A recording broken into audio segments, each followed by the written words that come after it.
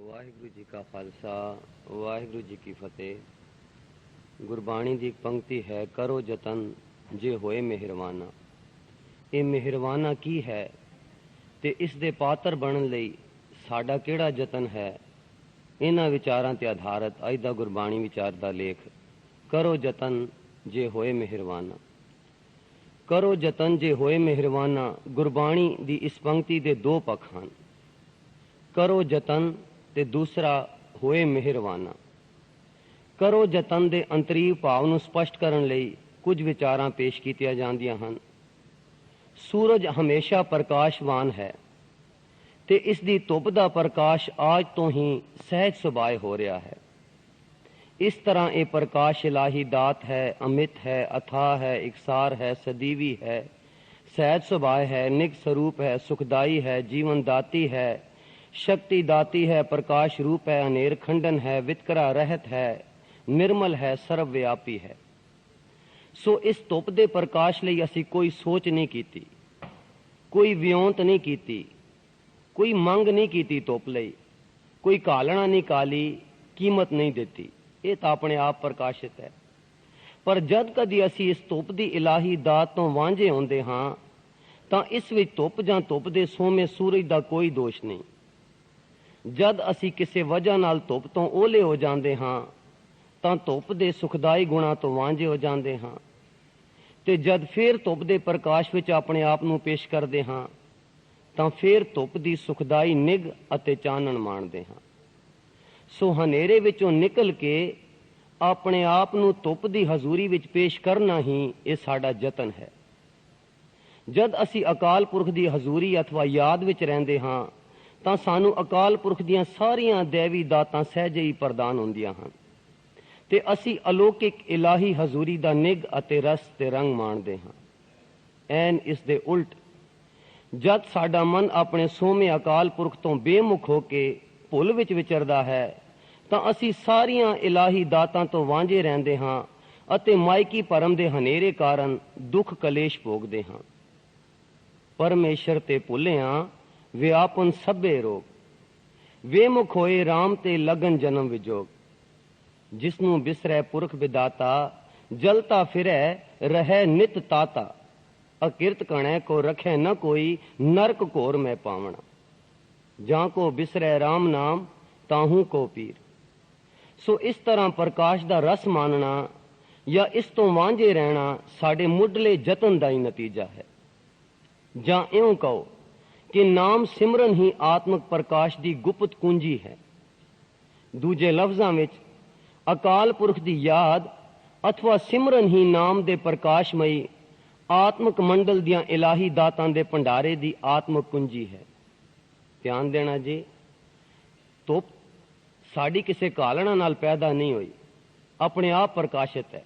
पर जे असी धुप दा निग मानना है, कम से कम इतना तो यतन करना पवेगा कि अपने आप नूं हनेरे विचों कढ़ के धुप दी हजूरी विच पेश करना पवेगा। इसे तरह आत्मक मंडल दियां इलाही दातां अपने आप प्रकाशित हन, साडा इस विच कोई यतन नहीं। पर इस दातां नूं मानण लई अपने आप नूं आत्मक मंडल दे प्रकाश विच पेश करना पवेगा। सो ये पेश करना की है? सिमरन।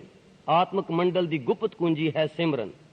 सो जे सिमरन करांगे तां आत्मक मंडल दियां इलाही दातां दे असी रंग रस माणांगे। मन प्यारिया जियो मित्रा, हर नाम जपत परगासो। जिस सिमरत सगला दुख जाए, सर्व सुख वसै मन आए। चीत आवे तां सहज कर पाया। पर इत्थे एक अत डूंगी ते जरूरी कुंडी खोलण दी लोड़ है कि होमे अधीन त्रै गुणा विच कीते होए साडे धार्मिक कर्म क्रिया जां कर्मकांड साडे जतन हन, नतीजा नहीं। साधन हन, पूर्णता नहीं। यात्रा है, मंजिल नहीं। ज्ञान है, प्रकाश नहीं। कालना है, गुर प्रसाद नहीं। पौड़ी है, शिखर नहीं। कलासा हन, डिग्री नहीं। क्रिया है, नतीजा नहीं। फल है, रस नहीं। फुल है, महक नहीं। बल्ब है, रोशनी नहीं। दातै दात रखी हाथ अपने, जिस पावै तिस देई। ए पिरम प्याला खसम का, जै पावै तैं दे। पर असी अपने होमे अधीन ਮਾਇਕੀ ਕਰਿਸ਼ਮਿਆਂ ਵਿੱਚ ਇਤਨੇ ਚੁੰਧਿਆਏ ਹੋਏ ਹਾਂ ਕਿ ਫਲਦਾਤਾ ਪਰਮੇਸ਼ਰ ਨੂੰ ਉੱਕਾ ਹੀ ਭੁੱਲ ਗਏ ਹਾਂ ਤੇ ਆਪਣੇ ਹਉ ਅਧੀਨ ਕੀਤੇ ਗਏ ਯਤਨਾਂ ਨੂੰ ਹੀ ਫਲ ਸਮਝੀ ਬੈਠੇ ਹਾਂ। ਹਾਂਜੀ, ਯਤਨ ਤਾਂ ਅਸੀਂ ਕਰਨੇ ਹਨ, ਪਰ ਟੇਕ ਗੁਰਪ੍ਰਸਾਦ ਤੇ ਰੱਖਣੀ ਹੈ। ਪਰ ਅਸੀਂ ਆਪਣੇ ਹਉਮੈ ਦੇ ਅਧੀਨ ਮਾਇਕੀ ਕਰਿਸ਼ਮਿਆਂ ਵਿੱਚ ਇਤਨੇ ਚੁੰਧਿਆਏ ਹੋਏ ਹਾਂ ਕਿ ਫਲਦਾਤਾ ਪਰਮੇਸ਼ਰ ਨੂੰ ਉੱਕਾ ਹੀ ਭੁੱਲ ਗਏ ਹਾਂ ਤੇ ਆਪਣੇ ਹਉ ਅਧੀਨ ਕੀਤੇ ਗਏ ਯਤਨਾਂ ਨੂੰ ਹੀ ਫਲ ਸਮਝੀ ਬੈਠੇ ਹਾਂ। ਜਿਚਰ ਇਹ ਮਨ ਲਹਿਰੀ ਵਿੱਚ ਹੈ, ਹਉਮੈ ਬਹੁਤ ਅੰਕਾਰ, ਸ਼ਬਦ ਹੈ ਸਾਧ ਨਾ ਆਵਈ, ਨਾਮ ਨਾ ਲੱਗੈ ਪਿਆਰ, ਸੇਵਾ ਥਾਏ ਨਾ ਪਵਈ, ਤਿਸਕੀ ਖਪ ਖਪ ਹੋਏ ਖੁਆਰ। ਅਸਲ ਵਿੱਚ ਇਹ ਫਲ, ਇਹ ਆਤਮਿਕ ਦਾਤ ਹੈ ਜੋ ਤੁਰੋਂ ਸਤਿਗੁਰੂ ਦੁਆਰਾ ਪ੍ਰਦਾਨ ਹੁੰਦੀ ਹੈ। ਇਸ ਵਿੱਚ ਸਾਡੇ ਹਉ ਤਾਰੀ ਜੀਵਾਂ ਦਾ ਕੋਈ ਦਖਲ ਅਥਵਾ ਜ਼ੋਰ ਨਹੀਂ, ਇਹ ਤਾਂ ਸਿਰਫ ਗੁਰਪ੍ਰਸਾਦ ਹੈ। ਜੋਰ ਨਾ ਮੰਗਣ ਦੇਣ ਨਾ ਜੋਰ, ਤੁਧ ਵਿਣ ਸਿੱਧੀ ਕਹਿਣੇ ਨਾ ਪਾਈਆਂ, ਕਰਮ ਮਿਲੈ ਨਹੀਂ ਠਾਕ ਰਹਾਈਆਂ। ਦੇਵਣ ਵਾਲੇ ਕੇ ਹੱਥ ਦਾਤ ਹੈ, ਗੁਰਦੁਆਰੇ ਪਾਏ। ਜਦ ਮਾਂ ਬਾਪ ਦੇ ਘਰ ਬੱਚੇ ਦਾ ਜਨਮ ਹੁੰਦਾ ਹੈ ਤਾਂ ਮਾਂ ਬਾਪ ਆਪਣੇ ਬੱਚੇ ਦਾ ਪਾਲਣ ਪੋਸ਼ਣ, ਉਸ ਦੀ ਖੁਸ਼ਹਾਲੀ, ਵਿਦਿਆ, ਵਿਆਹ, ਰੋਜ਼ਗਾਰ ਆਦਿ ਦੀਆਂ ਵਿਉਂਤਾਂ ਸੋਚਣਾ ਸ਼ੁਰੂ ਕਰ ਦਿੰਦੇ ਹਨ ਤੇ ਸਾਰੀ ਉਮਰ ਉਸ ਲਈ ਸ਼ੁਭ ਇੱਛਾਵਾਂ ਤੇ ਅਸੀਸਾਂ ਹੀ ਦਿੰਦੇ ਰਹਿੰਦੇ ਹਨ। ਦੇਖਿਆ ਗਿਆ ਹੈ ਕਿ ਜਨਮ ਤੋਂ ਪਹਿਲਾਂ ਹੀ ਮਾਂ ਬੱਚੇ ਲਈ ਦੁੱਧ ਵਾਲੀ ਬੋਤਲ ਤੇ ਪੋਤੜੇ ਆਦਿ ਤਿਆਰ ਕਰ ਲੈਂਦੀ ਹੈ। ਇਸ ਤੋਂ ਜ਼ਾਹਰ ਹੁੰਦਾ ਹੈ ਕਿ ਮਾਂ ਦੀ ਕੁੱਖ ਵਿੱਚ ਬੱਚੇ ਦੇ ਨਿਮਣ ਨਾਲ ਹੀ ਉਸ ਦੀ ਭਲਾਈ ਦੀ ਸੋਚ ਜਾਂ ਫਿਕਰ ਮਾਂ ਦੇ ਹਿਰਦੇ ਵਿੱਚ ਉਪਜ ਪੈਂਦਾ ਹੈ। ਇਸ ਦਾ ਮਤਲਬ ਇਹ ਹੈ ਕਿ ਜੀਵ ਦੇ ਉਪਜਣ ਦੇ ਨਾਲ ਹੀ ਅਕਾਲ ਪੁਰਖ ਦੇ ਹੁਕਮ ਅਨੁਸਾਰ ਜੀਵ ਦੀ ਭਲਾਈ ਲਈ ਸਾਰੇ ਪ੍ਰਬੰਧ ਅਗੇਤਰੇ ਹੀ ਆਰੰਭ ਹੋ ਜਾਂਦੇ ਹਨ। ਹਾਂਜੀ, ਜਿਵੇਂ ਮਾਤਾ ਦੇ ਗਰਭ ਵਿੱਚ ਬੱਚਾ ਹੁੰਦਾ ਹੈ, ਮਾਂ ਪਹਿਲੇ ਹੀ ਪੋਤੜੇ ਤਿਆਰ ਕਰਦੀ, ਉਸ ਦੀ ਭਲਾਈ ਦੀ ਫਿਕਰ ਕਰਦੀ ਹੈ। ਇਸ ਤਰ੍ਹਾਂ ਸਾਡੀ ਵੀ ਮਾਂ ਹੈ ਅਕਾਲ ਪੁਰਖ, ਸੋ ਉਸਨੇ ਆਪਣੇ ਹੁਕਮ ਦੁਆਰਾ ਅਗੇਤਰੇ ਹੀ ਸਾਡੇ ਲਈ ਸਭ ਪ੍ਰਬੰਧ ਕਰ ਛੱਡੇ ਹਨ। ਸੋ ਇਸ ਤਰ੍ਹਾਂ ਇਹ ਨਾਲ ਲਿਖਿਆ ਵਾਲਾ ਹੁਕਮ ਜੀਵ ਦੇ ਜਨਮ, ਪਾਲਣ ਪੋਸ਼ਣ ਤੇ ਭਲਾਈ ਲਈ ਸੰਪੂਰਨ, ਅਪੁੱਲ ਅਤੇ ਸਹਿਜੇ ਹੀ ਵਰਤ ਰਿਹਾ ਹੈ। ਜਿਨ ਤੂੰ ਸਾਜ ਸਵਾਰ ਸਿਗਾਰਿਆ, ਗਰਭ ਅਗਨ ਮੈਂ ਜਿਨੈ ਉਬਾਰਿਆ, ਬਾਰ ਵਿਵਸਥਾ ਤੁਝੈ ਪਿਆਰੇ ਦੂਤ, ਭਰ ਜੋ ਬਨ ਭੋਜਨ ਸੁਖਸੂਤ, ਬਿਰਧ ਪਿਆ ਉਪਰ ਸਾਖਸੈਨ, ਮੁਖ ਅਪਿਆਓ ਬੈਠ ਕੋ ਦੇਨ।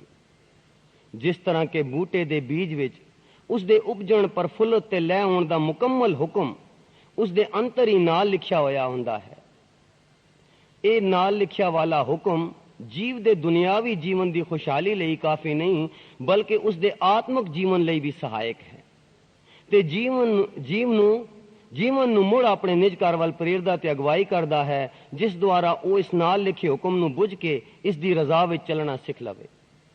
ਸੋ ਇਹ ਜਿਹੜਾ ਹੁਕਮ ਪਰਮਾਤਮਾ ਨੇ ਕਾਇਨਾਤ ਦੇ ਜ਼ਰੇ ਜ਼ਰੇ ਵਿੱਚ ਪਾਇਆ ਤੇ ਸਾਡੇ ਅੰਤਰਾਤਮੇ ਵੀ ਹੈ, ਉਹ ਸਾਡੇ ਦੁਨਿਆਵੀ ਜੀਵਨ ਨੂੰ ਤਾਂ ਖੁਸ਼ਹਾਲ ਬਣਾਉਂਦਾ ਹੀ ਹੈ, ਆਤਮਿਕ ਜੀਵਨ ਵਿੱਚ ਵੀ ਸਹਾਇਕ ਹੈ। ਇਹ ਜੋ ਅਸੀਂ ਨਿਜ ਘਰ ਵੱਲ ਖਿੱਚ ਖਾਂਦੇ ਹਾਂ, ਇਹ ਇਸੇ ਹੁਕਮ ਦੀ ਬਰਕਤ ਦਾ ਸਿੱਟਾ ਹੈ। ਸੋ ਇਹ ਹੁਕਮ ਹੀ ਸਾਨੂੰ ਨਿਜ ਘਰ ਵੱਲ ਪ੍ਰੇਰਦਾ ਹੈ ਤੇ ਹੁਕਮ ਵਿੱਚ ਚੱਲਣ ਦੀ ਜਾਚ ਸਿਖਾਉਂਦਾ ਹੈ।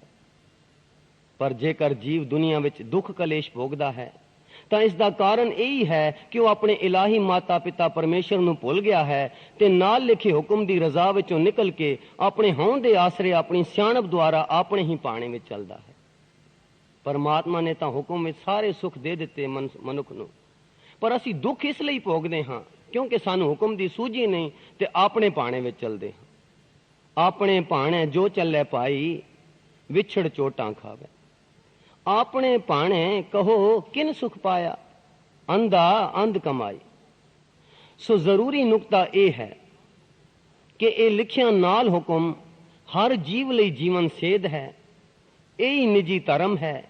ਇਹ ਹੁਕਮ ਹੀ ਮੁਕੰਮਲ ਇਲਾਹੀ ਕਾਨੂੰਨ ਹੈ। ਲੋਕ ਸੁਖਿਆ ਹੈ, ਪਰਲੋਕ ਸੁਹੇਲਾ ਹੈ, ਅੰਤਰਾਤਮੇ ਬੀਜ ਹੈ। ਇਹ ਅੰਦਰੋਂ ਹੀ ਉਪਜਿਆ ਹੈ, ਇਹ ਓਤ-ਪੋਤ ਸਮਾਇਆ ਹੈ, ਰਵਰਿਆ ਭਰਪੂਰ ਹੈ। ਇਹ ਬਾਹਰਲੇ ਧਰਮਾਂ ਤੋਂ ਆਜ਼ਾਦ ਹੈ, ਇਹ ਕਰਮ ਕਾਂਡਾਂ ਤੋਂ ਪਰੇ ਹੈ, ਇਹ ਬੁੱਧੀ ਦੀ ਪਕੜ ਤੋਂ ਪਰੇ ਹੈ, ਬਖਸ਼ਿਸ਼ ਹੈ, ਗੁਰਪ੍ਰਸਾਦ ਹੈ, ਅਬੁੱਝ ਹੈ, ਅਪਾਰ ਹੈ ਤੇ ਅਪੁੱਲ ਹੈ। ਉਦਾਹਰਣ ਦੇ ਤੌਰ ਤੇ ਸਾਰੀ ਬਨਸਪਤੀ ਦੇ ਬੀਜਾਂ ਦੇ ਅੰਦਰ ਨਾਲ ਲਿਖੇ ਹੁਕਮ ਅਨੁਸਾਰ ਹਰ ਇੱਕ ਬੂਟਾ ਉਗਦਾ ਹੈ, ਉਸੇ ਹੁਕਮ ਅਨੁਸਾਰ ਵੱਧਦਾ, ਫੁੱਲਦਾ ਤੇ ਫਲ ਦਿੰਦਾ ਹੈ। ਸੋ ਇਹਨਾਂ ਦੀਆਂ ਟਾਹਣੀਆਂ, ਪੱਤਿਆਂ ਤੇ ਫਲਾਂ ਦੇ ਕੱਦ, ਰੰਗ, ਸਵਾਦ ਤੇ ਉਮਰ ਵਿੱਚ ਜੋ ਭਿੰਨਤਾ ਹੈ, ਇਹ ਵੀ ਉਸੇ ਹੁਕਮ ਕਾਰਨ ਹੈ। ਇਸ ਤਰ੍ਹਾਂ ਬਨਸਪਤੀ ਜਾਂ ਹੋਰ 84 ਲੱਖ ਜੂਨਾਂ ਦੇ ਜੀਵਾਂ ਵਿੱਚ ਸੀਮਤ ਬੁੱਧੀ ਹੋਣ ਕਾਰਨ ਉਹ ਆਪਣੀ ਸਿਆਣਪ ਜਾਂ ਉਕਤੀਆਂ ਜੁਗਤੀਆਂ ਨਹੀਂ ਵਰਤ ਸਕਦੇ। ਇਸ ਲਈ ਉਹ ਆਪਣੇ ਨਾਲ ਲਿਖੇ ਹੁਕਮ ਵਿੱਚ ਸਹਿਜੇ ਅਤੇ ਅਣਜਾਣੇ ਹੀ ਵਿਚਰਦੇ ਅਤੇ ਵਰਤਦੇ ਹਨ। 84 ਲੱਖ ਜੂਨਾਂ ਆਪੋ ਆਪਣੇ ਨਾਲ ਲਿਖੇ ਹੁਕਮ ਦੀ ਰਜ਼ਾ ਵਿੱਚ ਚਲਦੇ ਹੋਏ ਅਪੋਲ ਹੀ ਆਪਣੇ ਕੇਂਦਰ ਪਰਮੇਸ਼ਰ ਵੱਲ ਸਰਕਦੇ ਹੋਏ ਆਪਣਾ ਜੀਵਨ ਪੰਨ ਮੁਕਾ ਰਹੀਆਂ ਹਨ ਤੇ ਉਹਨਾਂ ਦੀ ਆਤਮਿਕ ਤਰੱਕੀ ਸਹਿਜੇ ਹੋ ਰਹੀ ਹੈ।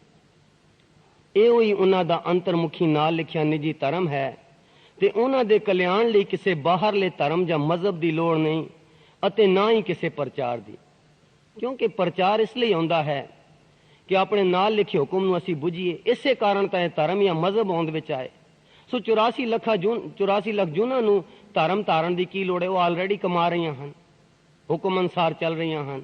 ਇਸੇ ਕਰਕੇ ਉਹ ਪਰਮੇਸ਼ਰ ਵੱਲ ਵਧ ਰਹੀਆਂ ਹਨ, ਉਹਨਾਂ ਦੀ ਆਤਮਿਕ ਤਰੱਕੀ ਹੋ ਰਹੀ ਹੈ, ਕਿਉਂਕਿ ਹੁਕਮ ਵਿੱਚ ਉਹ ਵਿਘਨ ਨਹੀਂ ਪਾਉਂਦੀਆਂ। ਸੋ ਇਹ ਸਾਰੀਆਂ ਜੂਨਾਂ ਹੁਕਮ ਰਜਾਈ ਚੱਲਣ ਅਨੁਸਾਰ ਇਲਾਹੀ ਅਦ੍ਰਿਸ਼ਟ ਅਟਲ ਅਪੁੱਲ ਆਪੋ ਆਪਣਾ ਨਿੱਜੀ ਧਰਮ ਅਣਜਾਣੇ ਹੀ ਕਮਾ ਰਹੀਆਂ ਹਨ। ਇਹ ਜੂਨਾਂ ਨਾ ਹਿੰਦੂ, ਨਾ ਮੁਸਲਮਾਨ, ਨਾ ਈਸਾਈ ਅਤੇ ਨਾ ਮੁਸਾਈ ਹਨ। ਸਿਰਫ ਆਪਣੇ ਕਰਤੇ ਦੇ ਬਖਸ਼ੇ ਹੋਏ ਚਿੰਨ੍ਹਾਂ ਵਿੱਚ ਆਪੋ ਆਪਣਾ ਨਿੱਜੀ ਧਰਮ ਅਥਵਾ ਹੁਕਮ ਅਪੋਲ ਹੀ ਕਮਾ ਰਹੀਆਂ ਹਨ। ਪਰ ਇਨਸਾਨ ਆਪਣੀ ਤੀਖਣ ਬੁੱਧੀ ਦੁਆਰਾ ਮਨਮੋਹਣੀ ਮਾਇਆ ਦੀ ਖੋਜ ਤੇ ਕਰਿਸ਼ਮਿਆਂ ਦੇ ਰੰਗ ਰਸ ਵਿੱਚ ਇਤਨਾ ਗਲਤਾਨ ਹੋ ਗਿਆ ਹੈ ਕਿ ਆਪਣੇ ਕਰਤੇ ਪਰਮੇਸ਼ਰ ਤੇ ਉਸ ਦੇ ਨਾਲ ਲਿਖੇ ਹੁਕਮ ਨੂੰ ਉੱਕਾ ਹੀ ਭੁੱਲ ਗਿਆ ਹੈ।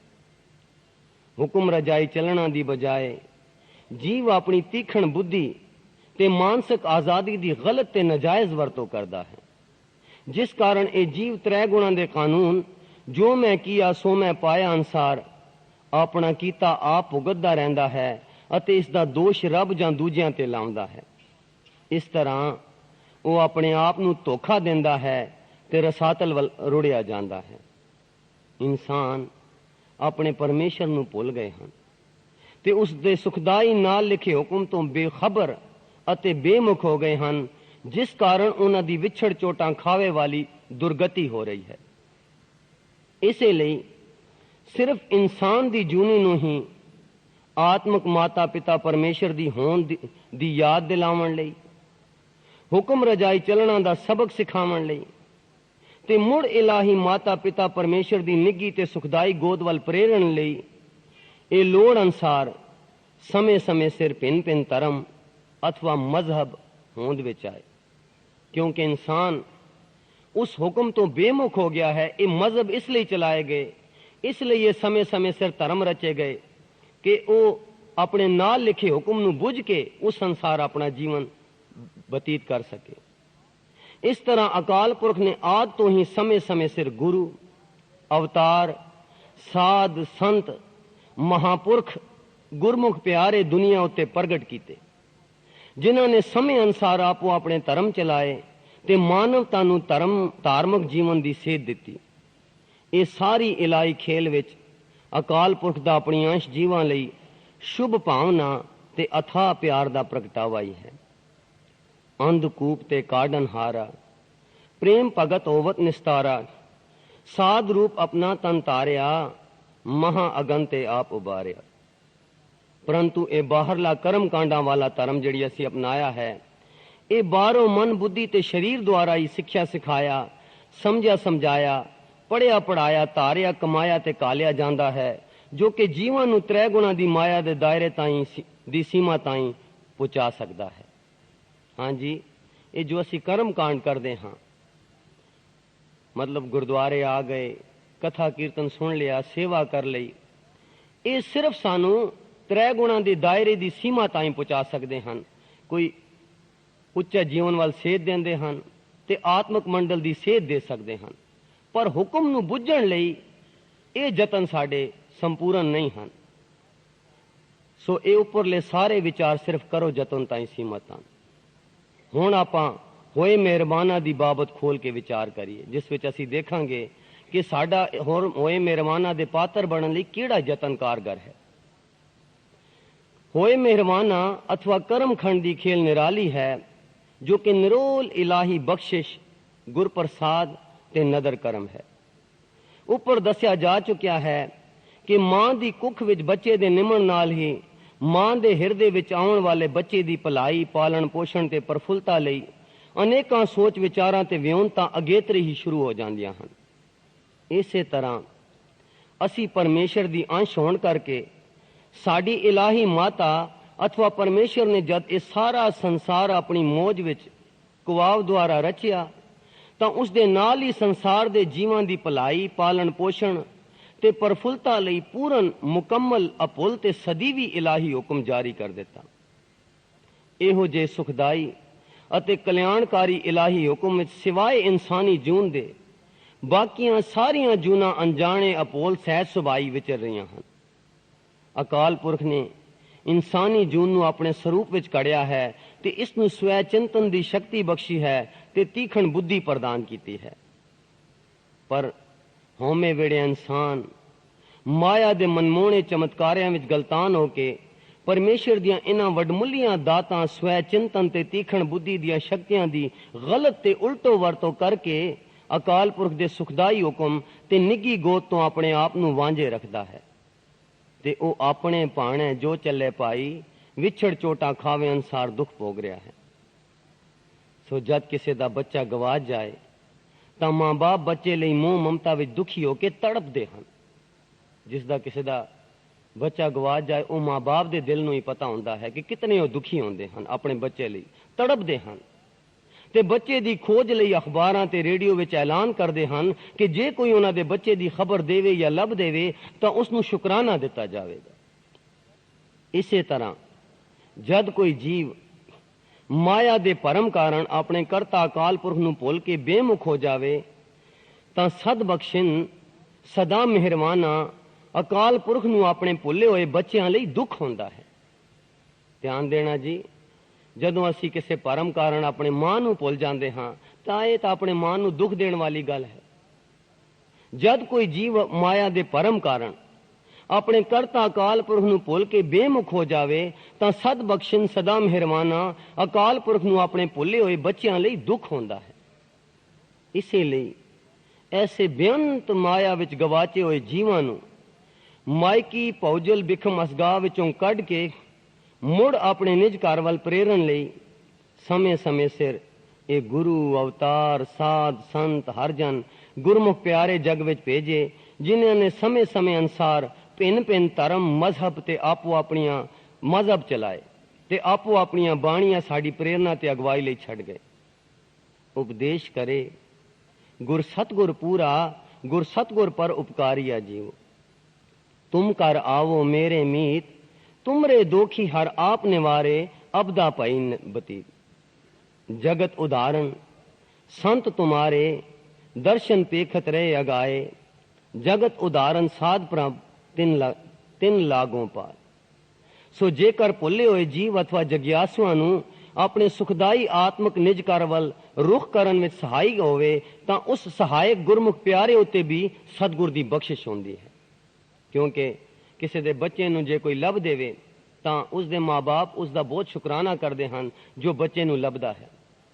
ਇਸੇ ਤਰ੍ਹਾਂ ਇਹ ਜਿਹੜੇ ਗੁਰਮੁਖ ਪਿਆਰੇ ਜਗਤ ਵਿੱਚ ਆ ਕੇ ਸਾਨੂੰ ਆਪਣੇ ਨਿਜ ਘਰ ਵੱਲ ਪ੍ਰੇਰਦੇ ਹਨ, ਇਹਨਾਂ ਗੁਰਮੁਖ ਪਿਆਰਿਆਂ ਤੇ ਵੀ ਸਤਿਗੁਰ ਦੀ ਅਪਾਰ ਬਖਸ਼ਿਸ਼ ਹੁੰਦੀ ਹੈ, ਕਿਉਂਕਿ ਉਹ ਸਾਨੂੰ ਸਾਡੇ ਮਾਂ-ਬਾਪ ਪਰਮੇਸ਼ਰ ਵੱਲ ਪ੍ਰੇਰਦੇ ਹਨ ਤੇ ਉਹਨਾਂ ਨਾਲ ਮਿਲਾਉਂਦੇ ਹਨ। ਜਨ ਨਾਨਕ ਧੂੜ ਮੰਗੈ ਤਿਸ ਗੁਰ ਸਿੱਖੀ, ਜੋ ਆਪ ਜਪੈ ਅਵਰੈ ਨਾਮ ਜਪਾਵੇ। ਹਉ ਸਦਕੇ ਤਿੰਨਾ ਗੁਰਸਿੱਖਾਂ, ਗੁਰ ਸਿੱਖ ਦੇ ਗੁਰਸਿੱਖ ਮਿਲਾਇਆ। ਗੁਰੂ ਨਾਨਕ ਦੇਵ ਜੀ ਨੇ ਗੁਰਸਿੱਖਾਂ ਦੇ ਕਲਿਆਣ ਲਈ ਇਹ 10 ਜਾਮੇ ਧਾਰਨ ਕੀਤੇ ਤੇ ਆਪਣੀ ਬਖਸ਼ਿਸ਼ ਦੁਆਰਾ ਸਾਨੂੰ ਗੁਰਬਾਣੀ ਦੇ ਲੜ ਲਾਇਆ। ਇਹ ਜੋ ਗੁਰਬਾਣੀ ਦਾ ਪਾਠ, ਕੀਰਤਨ ਤੇ ਕਥਾ ਦੁਆਰਾ ਇਹ ਪ੍ਰਚਾਰ ਹੋ ਰਿਹਾ ਹੈ, ਇਹ ਸਭ ਭੁੱਲੇ ਹੋਏ ਅਥਵਾ ਬੇਮੁਖ ਹੋਏ ਜੀਵਾਂ ਦੇ ਕਲਿਆਣ ਹਿਤ ਸਤਿਗੁਰ ਦੀ ਮਿਹਰ ਬਖਸ਼ਿਸ਼ ਹੈ। ਅੱਜ ਦੇ ਵਿਗਿਆਨਕ ਜ਼ਮਾਨੇ ਵਿੱਚ ਇਹ ਗੁਰਬਾਣੀ ਦੀ ਦਾਤ ਰੇਡੀਓ, ਟੈਲੀਵਿਜ਼ਨ, ਟੇਪ ਰਿਕਾਰਡਰ ਅਤੇ ਸਪੀਕਰ ਦੁਆਰਾ ਘਰ ਬੈਠਿਆਂ, ਤੁਰਦਿਆਂ ਫਿਰਦਿਆਂ ਅਤੇ ਸੁੱਤਿਆਂ ਵੀ ਸਹਿਜੇ ਹੀ ਵੰਡੀ ਜਾ ਰਹੀ ਹੈ।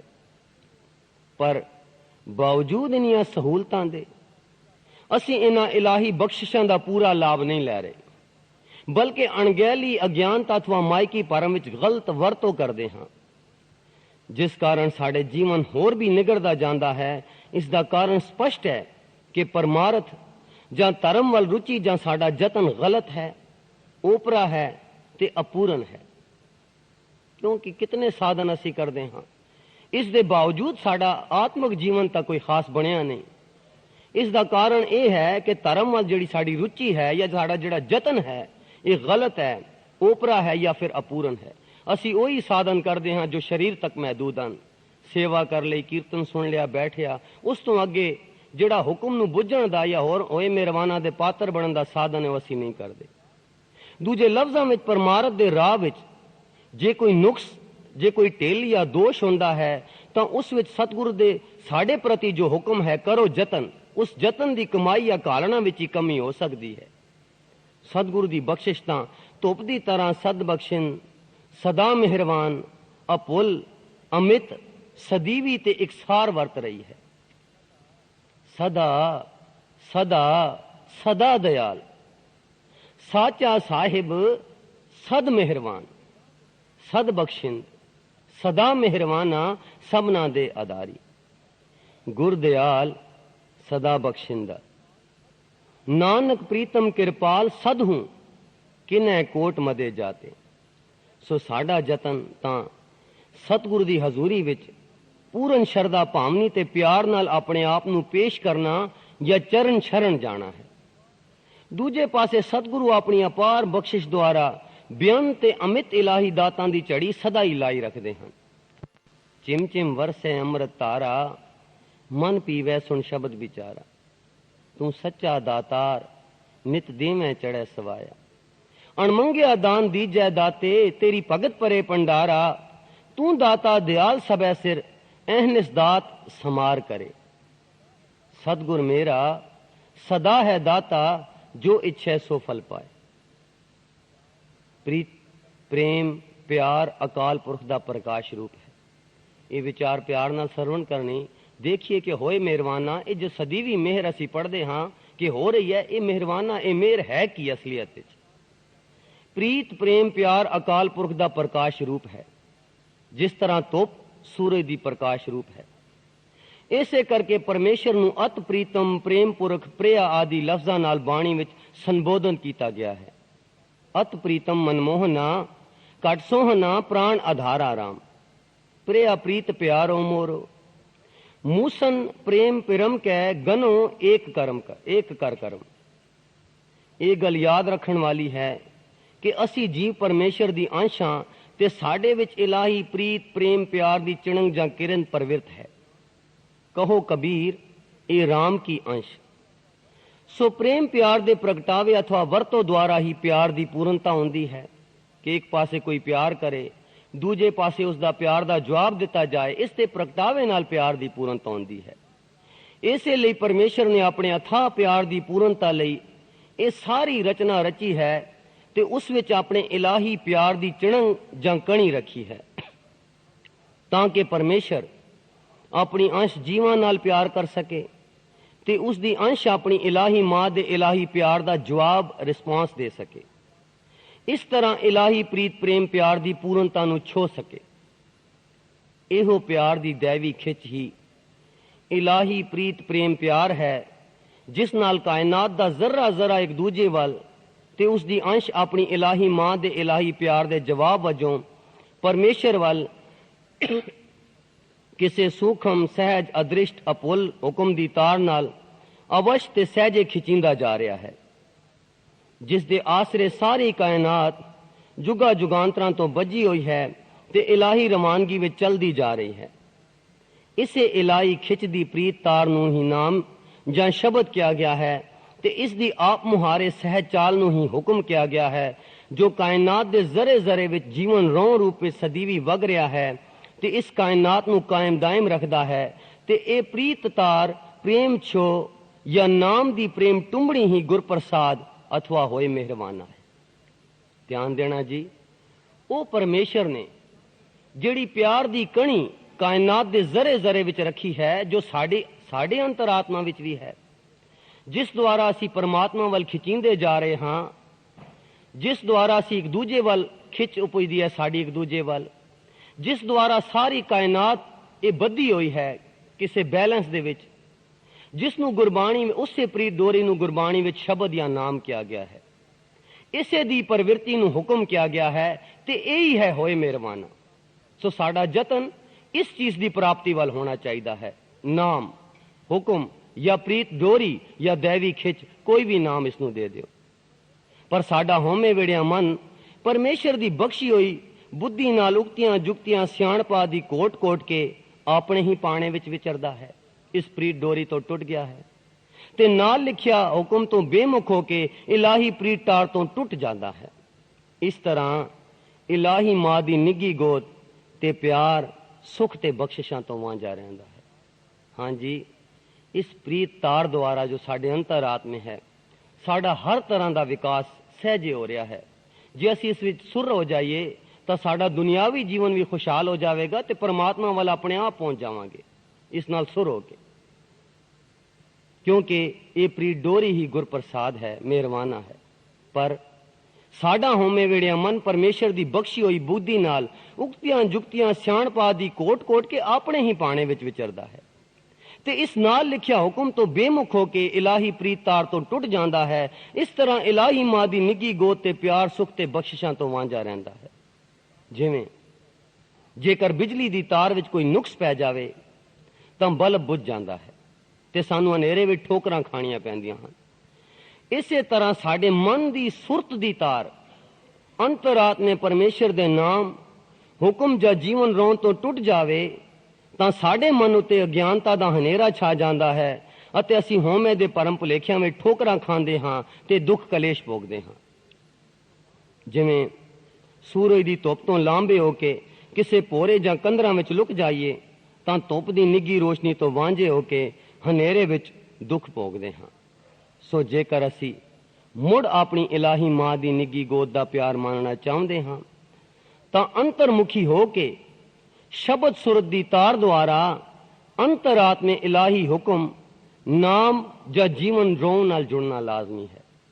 ये होना चाहिए है साडा यतन, क्योंकि वो प्रीत साडे अंतरात्मे है प्रीत तार, वो हुक्म वो होए मेहरबाना, वो नाम साडे अंतरात्मे है, पर साडी मन दी सुरत दी तार टुट गई है। इस करके असी अपने पाने में चलते हाँ, दुख कलेश भोगते हाँ। सो जेकर असी होए मेहरबाना दे पात्र बनना चाहते हाँ तो मन दी सुरत दी तार नू अंतरात्मे द्वारा अंतरात्मे करके अंतर्मुखी करके शब्द सुर दी कमाई द्वारा उस नाम या जीवन रोन नाल मुड़ के जुड़ना लाजमी है। जां इउं कहो कि जेकर असी परम दे हनेरे विचों निकलना चाहते हाँ तो सानू होमे दी हनेर कोठड़ी विचों निकल के नाम रूपी सूरज दी रोशनी जां धुप विच अपना आपा पेश करना पवेगा। दूजे लफ्जां विच माया वल पिठ करके अपने मन दा रुख इलाही सूरज अथवा अकाल पुरख वल करना पवेगा, अथवा बेमुख होए मन नू गुरु दी हजूरी विच सन्मुख करना पवेगा। इसे नू चरण शरण जाना किया जाता है।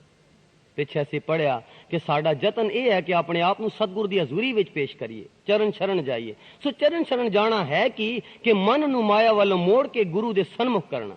ते वो किस नाल हो सकता है? शरीरक क्रिया नाल नहीं, वो मन दी सुरत नू अंतर्मुखी करके शब्द सुर द्वारा यह कम हो सकता है। सो साडा जतन है जे नाम दे पात्र बनना है, नाम है होए मेहरबाना, तो फिर सानू उद्यम की करना पड़ेगा, अंदरला उद्यम मन दी सुरत दी तार नू शब्द सुर द्वारा अंतरात्मे अंतर्मुखी करके अपने मन नू गुरु दे सन्मुख करना पड़ेगा, माया वालों मोड़ के।